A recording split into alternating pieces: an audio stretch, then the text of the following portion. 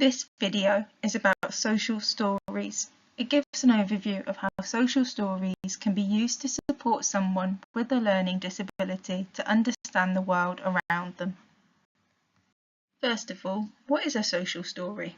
A social story is a description of a particular situation, event, or activity that includes specific information about what to expect and why. They can be used as tools to help people explain reasoning, other people's perspectives, and what to expect from situations. Why is a social story useful when supporting someone with a learning disability? Autistic people and people with learning disabilities can experience context blindness. This is when someone struggles to recognise and apply context, especially when given general information. To understand the world around us, we pick up on essential bits of information subconsciously. For example, when you walk into a post office, you might see the line of people and therefore know you're going to have to wait. You know where you need to stand to wait in the queue based on where other people are standing. You can work out based on how many people in front of you, how long you might be there, and when you get to the front of the queue, you can predict what the interaction is going to be like. For example, what you're asking for and how loudly you have to speak. For an autistic person or a person with a learning disability, sometimes it is more difficult to predict what is going to happen, what an interaction is going to be like, and what is expected of them in certain situations and settings. This can result in increased feelings of anxiety. Therefore, a social story can be used to describe things that may be more obvious to a lot of people, but harder for people with difficulties in certain areas, including guessing how people might be feeling, linking bits of information together, for example, this happened, which made that person feel like this, understanding reasoning, such as why something has been recommended, and adapting and understanding when what they were expecting to happen changes. A social story should be made up of 3 sections: an introduction, middle, and conclusion. The introduction introduces the topic. The middle talks about the social predicament and provides guidance, and the conclusion summarises what has been said using consistent language. Throughout the social story, simple, concrete language should be used. Concrete words are words that are quite specific in their meaning and can conjure up a picture of what is being spoken about, for example, cat or banana.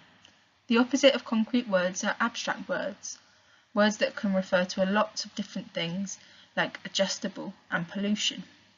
The same words are used throughout. For example, if you say day service, don't call it day centre later on. They are very descriptive. They describe the context, where the situation occurs, who is there, what happens, and why. Events are described in the sequence in which they happen. Pictures are used to aid understanding. Pictures can aid understanding because they give us time to process what is being said, as they don't disappear like spoken words. They also tend to be more obvious in their meaning than words and are more memorable. Social stories use repetition to help make them predictable, simple, and memorable, and to keep the person's attention. Information is presented simply and consistently and is available for the person to refer back to with support if needed. For example, a social story might say, "The security guard might ask to look in your bag. This is okay. That is their job. The security guard might ask you to take your shoes off. That is okay. That is their job."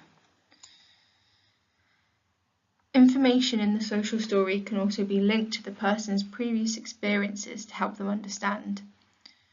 For example, lots of people worry when they start a new day service. This is natural because you don't know exactly what it will be like. You were worried when you started Blossom's day service. It didn't take long for you to get used to it and stop worrying. Social stories take away the need to read between the lines by being very descriptive and presenting information in a literal, concrete way. How should sentences in a social story be written? The majority of sentences in a social story should be descriptive. A descriptive sentence outlines in a factual way what is happening in the social situation. It describes who is there, exactly what is going to happen, where it's going to happen, and when it is going to happen. Details should be included that could be obvious to some people, but that others might miss. Descriptive sentences can also give perspective to a situation. They recognise how the person who the social story was written for feels, but also give fundamental information about what others are thinking and feeling, and what their motivations are. Coaching sentences can also be used in social stories, but won't always be needed. These are sentences that advise what is appropriate to do in situations.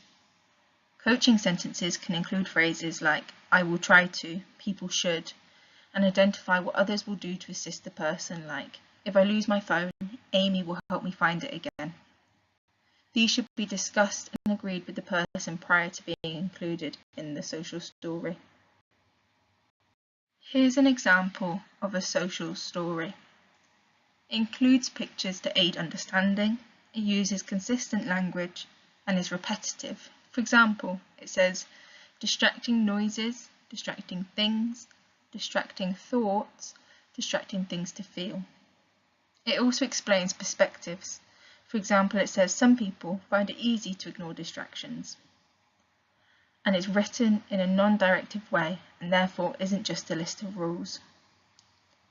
For people who might not like a story, this information can be adapted into other formats like newspaper articles and websites.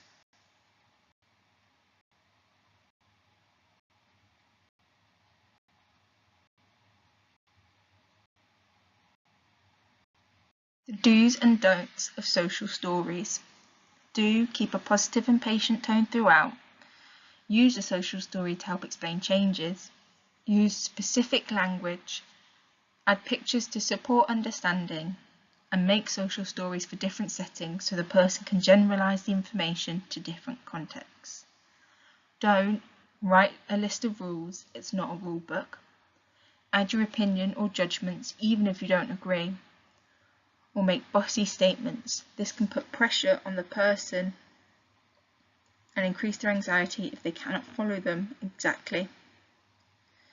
Writing in first person or third person can help make sure the social story isn't just a list of instructions.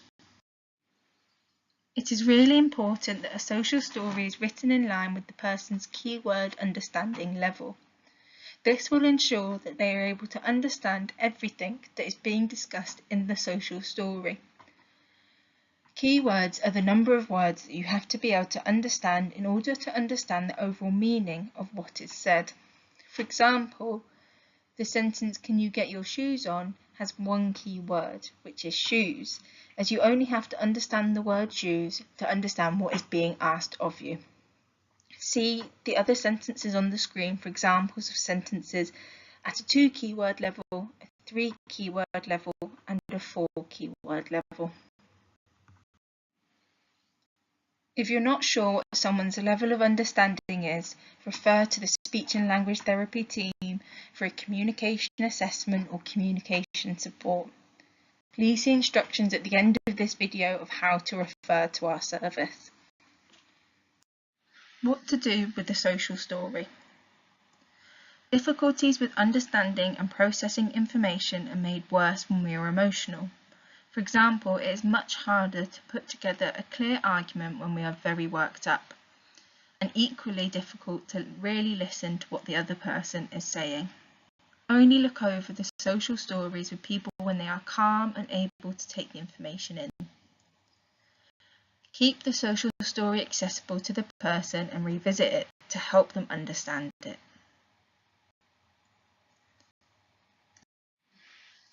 Speech and language therapists can assess if someone is likely to benefit from this approach and give support and advice if they would. However, social stories are most effective when used by the people closest to the person as a way of talking about situations as and when they come up. If someone with a learning disability living in Sheffield would benefit from this strategy, or from other communication assessment or advice, refer them to our team by calling 0114 2261 562. You can also contact us by email at cldtbusinesssupport@shsc.nhs.uk. Thank you for listening.